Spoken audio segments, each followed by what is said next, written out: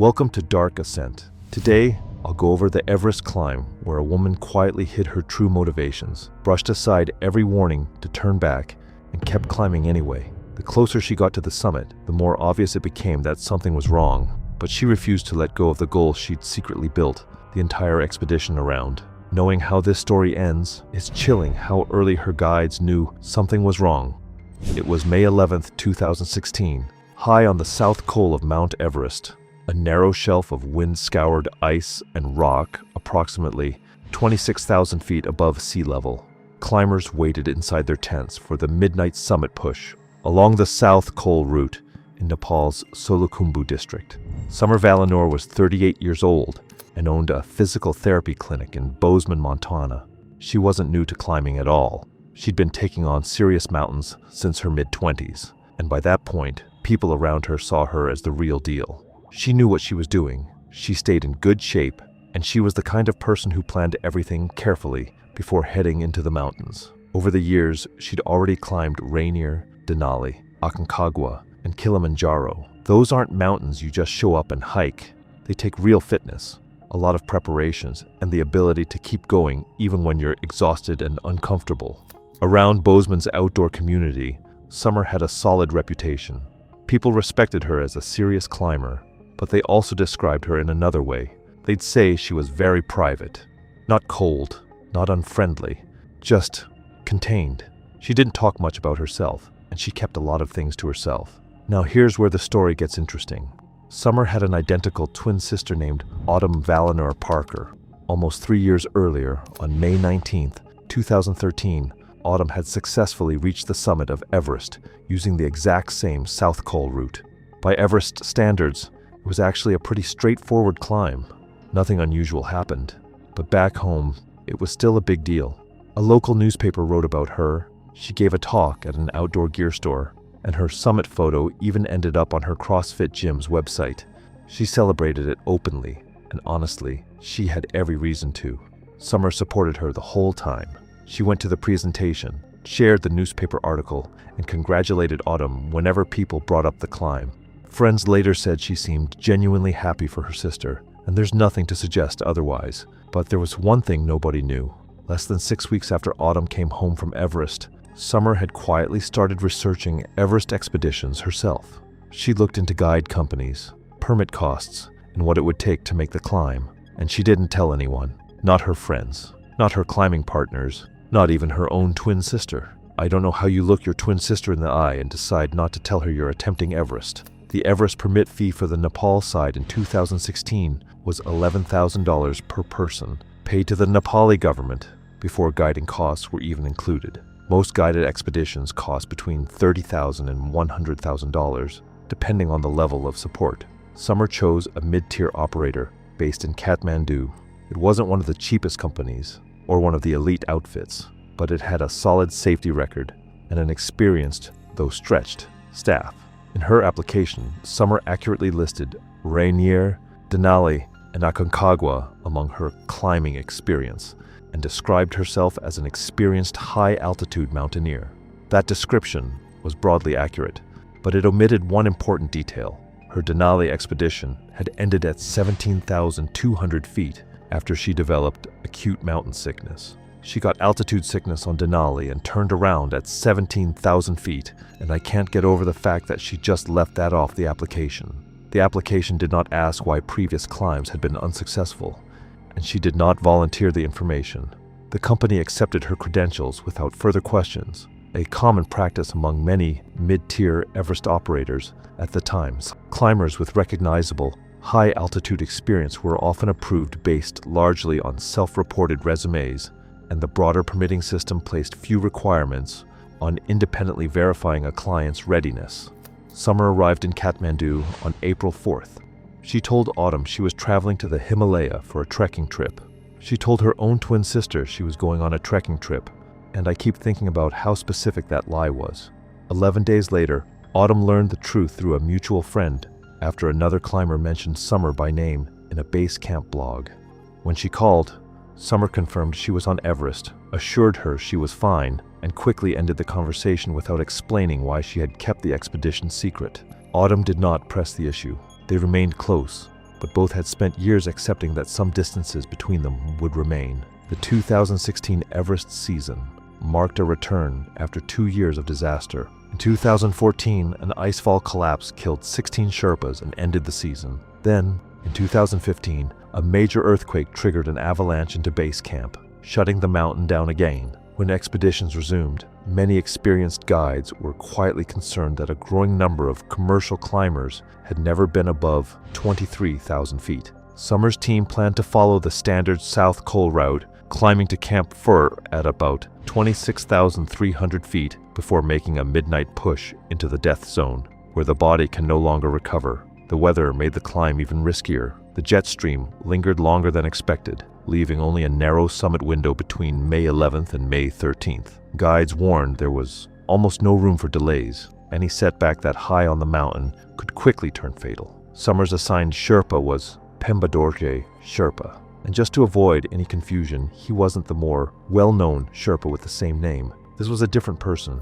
Pemba had guided plenty of climbers before, and he took his job seriously. He kept careful notes on every client, things like their oxygen levels, how fast they were moving, how much they were drinking, how well they were sleeping, and even the small changes in their behavior. Those little changes can actually tell you a lot about how someone's body is handling the altitude. He wasn't the kind of guide who jumped to conclusions or overreacted, but if he noticed a pattern that didn't seem right, he paid attention to it. Summer's acclimatization through April was decent, but it wasn't ideal. During the team's rotation to Camp 3rd on April 28th, Pemba checked her blood oxygen level at about 24,500 feet. It measured 76%, noticeably lower than what's typically seen in climbers acclimatizing at that altitude. To Pemba, it was a sign that her body was struggling more than expected with the lack of oxygen. After descending, her oxygen levels recovered more slowly than those of the rest of the group. When the expedition leader raised the concern, Summer blamed the low reading on a faulty device and later purchased a new pulse oximeter at base camp, where the lower altitude produced slightly better readings. I don't know how to describe that move other than she went shopping for a better answer instead of sitting with the real one. Pemba documented the sequence without comment. What concerned him more could not be measured with instruments. He later told fellow Sherpa, Nima Chering, that Summer did not seem to be climbing the mountain for the mountain itself. Instead, she appeared to be measuring herself against something else. Nima did not understand the remark at the time. He understood it after the expedition ended. I keep coming back to that. Pemba figured it out just by watching her move through camp, before anyone else even thought to look. Looking back, other climbers remembered the same pattern. During meals and rest periods, Summer repeatedly steered conversations toward the 2013 Everest season. She asked how many people had summited that year, what conditions had been like, and how quickly teams had moved through the route. The frequency stood out, although no one understood why until much later. Her behavior reinforced the impression. She trained harder than almost anyone else during the waiting periods at base camp, took fewer scheduled rest days, and often kept acclimatization headaches to herself instead of reporting them to the expedition medic. Individually, none of those choices were extraordinary. Together, they suggested someone carefully controlling what others knew about how she was feeling. At some point during the expedition, Summer also decided to increase her dose of acetazolamide after reading advice on online climbing forums. The problem was, she never told the expedition medic she'd changed it. Now, taking more of the medication can make you lose more fluids, which raises the risk of dehydration. And at that altitude, dehydration just puts even more stress on a body that's already struggling to get enough oxygen. There's no way to say for sure whether the higher dose actually affected how well she acclimatized. That part can't really be proven. What is clear, though, is that she was making her own medical decisions without telling the people who were responsible for keeping an eye on her health. The late April weather window closed before the team could move, extending the wait at base camp through May 9th. At that altitude, there was little to do except manage anxiety and wait for the forecast. Most climbers found it frustrating. For Summer, it appeared almost intolerable. She grew increasingly restless, quietly asking about operators that might leave sooner. I genuinely had to read that twice. She was standing at the base of Everest and still looking for a way to go faster. The expedition leader later described her as the most impatient client he guided that season, not as criticism, but as an observation that she wanted the summit more urgently than anyone else in the group. On May 5th, Summer called Autumn from base camp. Most of the conversation was about Autumn's 2013 Everest climb, what the weather had been like, when she'd left Camp Bafir and what time she'd reached the summit. By then, Autumn already knew Summer was climbing Everest, so the questions didn't seem unusual. She answered them without realizing why Summer wanted so many details. Looking back, she said the call felt less like catching up and more like planning. Summer had quietly set herself a personal deadline. She wanted to reach the summit before May 19th, the anniversary of Autumn's ascent. The next day, updated forecasts showed a narrow summit window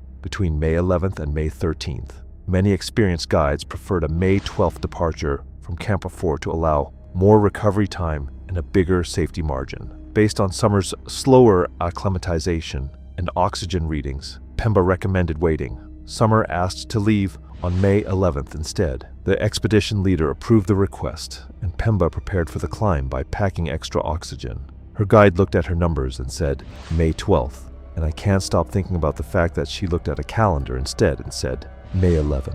The team reached Camp 4 on the afternoon of May 10th. The weather was good enough for a summit attempt, with winds around 22 miles per hour and temperatures near negative 28 degrees Fahrenheit. During the evening gear check, Pemba noticed that the valve on Summer's main oxygen regulator was unusually stiff. He offered to swap it out for a spare, but Summer said it was working well enough and decided to keep using it. Pemba made a note of it in his logbook. I need to sit with that for a second. Pemba had a replacement in his hands right there at Camp 4, and she turned it down. Like a lot of climbers at Camp 4, Summer didn't have much of an appetite before the summit push. She forced herself to eat a little, took a sleeping pill, hoping to get a few hours of rest, but ended up sleeping for only about 2 hours before it was time to leave, just after midnight. Summer started the climb with Pemba, another American climber from Colorado, and that climber's Sherpa. At first, all four of them moved together along the southeast ridge, but as they climbed higher, Summer gradually started slowing down. Pemba stayed with her, matching her pace, while the other climber and his Sherpa slowly disappeared into the darkness ahead. As they climbed higher, Pemba increased Summer's supplemental oxygen after noticing she was moving more slowly than expected. The adjustment helped briefly, but by the time they reached the balcony, their pace was still well behind schedule. Summer asked when they were likely to reach the summit. Pemba estimated they could still make it during the morning, leaving enough time to descend if nothing else went wrong. But instead of getting better, Summer just kept getting worse. She had to stop more and more often. Her movements weren't as steady anymore, and when Pemba asked her questions, it took her longer to answer. Even then, her replies were short, sometimes just a word or two. She was giving one-word answers, and I'm watching Pemba boost her oxygen again while she's still heading up. So Pemba checked her oxygen system. That's when he noticed the regulator valve, the same one he'd offered to replace back at Camp 4, had become even stiffer. It wasn't letting enough supplemental oxygen through. No one knows exactly how long the flow had been reduced, but Pemba worked the valve until it was moving properly again. Then he increased the oxygen flow and asked Summer if she wanted to turn back. She said no. Pemba had just fixed a failing regulator, boosted her oxygen, watched her slow to almost nothing, and she said no. By the time they reached the south summit shortly after 8 that morning, the weather had gotten worse. The winds were stronger. It was even colder, and the actual summit was still a good distance away. At the pace Summer was moving, Pemba believed they were already falling behind the turnaround schedule. He told her they needed to descend. Summer didn't answer. She looked down at her watch, then toward the summit ridge. A few seconds later, she turned toward the Hillary Step and kept climbing. Pemba followed. Summer climbed the Hillary Step slowly, stumbling once before catching herself. Beyond it, her pace dropped to less than 50 feet every 20 minutes as she edged along the narrow summit ridge. Just before 11 that morning, with Pemba beside her, Summer reached the summit of Everest at 29,032 feet. She remained there for less than 4 minutes. She took a photograph. Pemba took another of her, and then she reached into her jacket pocket and held a small object in her closed hand for several moments before placing it back inside. Pemba never learned what it was. I think about that moment a lot. She's standing at the summit of Everest holding something in her closed fist that nobody else up there knew existed. He told her they needed to descend immediately. For the first time all morning, she agreed without argument. The descent began shortly after Summer left the summit. In many respects, descending is more dangerous than climbing up. By that stage, climbers are exhausted, cognitively impaired, and forced to place precise foot placements on mixed rock and snow while clipped to fixed ropes. Somewhere below the Hillary step, the crampon on Summer's right boot partially loosened. It did not detach completely, but it shifted enough to change how her foot contacted the rock. Nobody knows if Summer ever realized there was a problem with her crampon. Under normal conditions, she probably would have felt that something wasn't right, but after spending hours that high on the mountain, dealing with low oxygen, freezing temperatures, and total exhaustion, it's possible she just didn't notice it clearly enough to stop and fix it. Pemba was above her on the fixed rope, so he couldn't really see what was happening with her feet. Then at around 28,800 feet on the southeast ridge, Summer slipped. It wasn't a huge fall. She dropped about 8 feet before the fixed rope caught her and slammed her into a rocky ledge. The rope did exactly what it was supposed to do. It stopped her from falling off the mountain. Summer was still awake. She told Pemba she was okay and tried to get back on her feet, but the moment she put weight on her left leg, she realized she couldn't stand on it. She told Pemba she was okay, and I don't think she was lying. I think she genuinely believed it until she tried to stand. Pemba tried to check the injury, but there was only so much he could do. Summer was bundled up in several thick layers, and at nearly 29,000 feet, stopping for a full examination just wasn't realistic. All he could tell was that she was seriously hurt and couldn't use her left leg. At that point, the only real option was to get her down the mountain, so Pemba supported as much of her weight as he could while Summer relied almost entirely on her right leg. A later medical review concluded that the fall had fractured the upper portion of her left femur near the hip. Although the drop itself was relatively short, investigators considered the injury consistent with a hard impact against exposed rock while the fixed rope arrested her fall. Summer was still able to briefly bear a small amount of weight, with Pemba supporting most of her body. Severe hypoxia, exhaustion, and extreme cold likely dulled her perception of pain, but every step became slower and more unstable as they descended. From the Hillary step to Camp 4, the route drops about 1,700 vertical feet. In good conditions, healthy climbers can usually cover that distance in 3 to 4 hours. But with Summer's injury, Pemba knew they wouldn't reach the South Col until late afternoon, even if nothing else went wrong. The weather wasn't likely to give them that much time. As they kept descending, the winds picked up to around 45 miles per hour, with gusts later estimated at 55 to 60 miles per hour. It got colder, visibility kept getting worse, and every step became harder. Even with the fixed ropes, getting an injured climber down from nearly 29,000 feet took constant effort and left almost no room for mistakes. Summer kept moving, but just barely. Pemba had to support more and more of her weight as they made their way down, constantly shifting his position to keep both of them balanced on the steep slope. They weren't covering much ground anymore. Sometimes they'd only make it a few dozen feet before they had to stop again. Once they got below the balcony, things got even worse. Summer could barely stay on her feet. She kept collapsing into a sitting position, not because she wanted to rest, but because her body just couldn't hold her up anymore. Every time it happened, Pemba helped her stand again, but each time she made it a little less far before collapsing all over again. I can't imagine what that looked like. Every time she went down, he got her back up over and over again for hours in that wind. At that point, Pemba realized there was no way the two of them were going to make it back to Camp 4 on their own. So he radioed base camp and reported that Summer had suffered a serious leg injury and was losing the ability to move. The expedition staff immediately began organizing assistance from Camp 4, sending additional Sherpas upward with extra oxygen and equipment for an improvised assisted descent. By the time they reached about 27,500 feet, Summer could no longer walk. She was only partly responsive, clipped to the fixed rope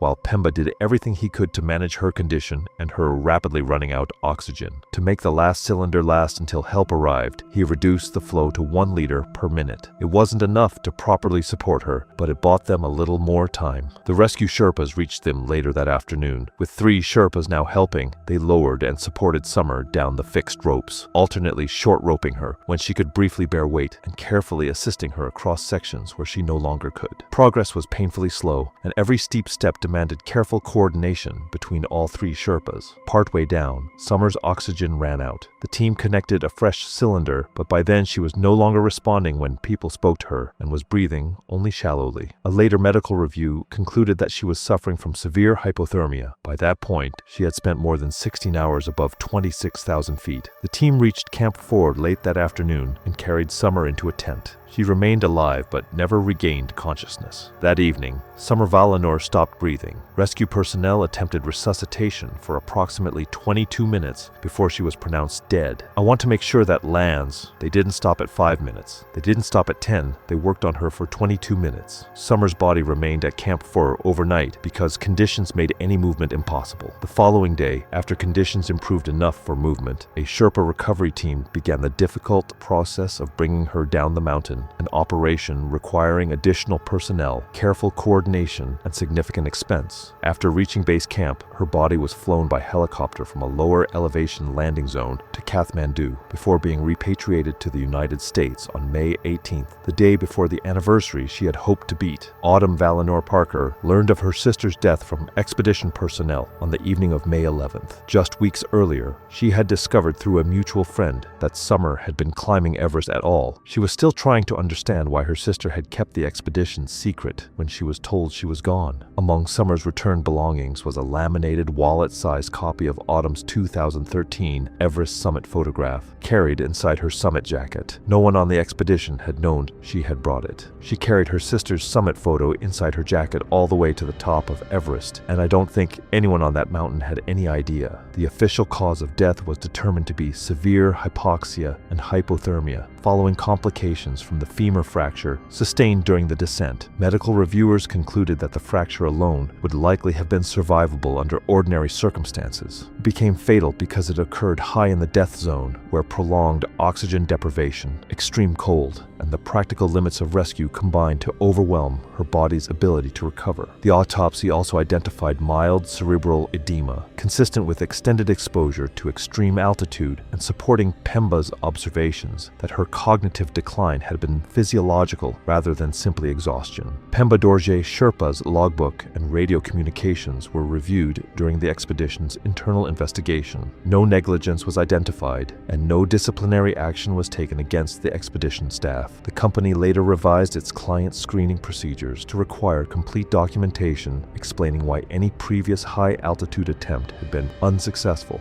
It did not add any questions about why a climber wanted to reach the summit. That was never part of the screening process.